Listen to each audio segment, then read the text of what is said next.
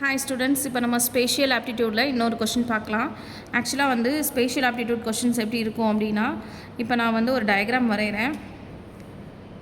நீங்கள் அதை வந்து எத்தனை பிளாக்ஸ் இருக்குது அப்படின்ட்டு நீங்கள் பார்த்துட்டே வாங்க.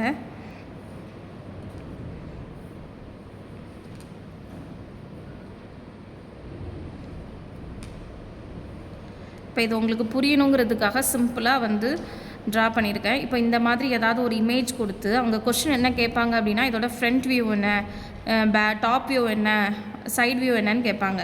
இப்போ பாருங்கள், இங்கே இருந்து இப்படி பார்க்குறீங்க அப்படின்னா உங்களோட ஃப்ரண்ட் வியூ இப்படி தான் இருக்கும்.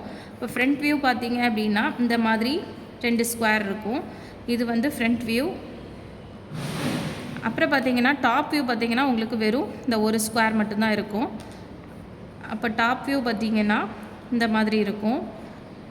இப்போது சைட் வியூ பார்த்தாலும் உங்களுக்கு 2 இது இருக்கும். இந்த மாதிரி தான் வந்து கேட்பாங்க உங்களுக்கு.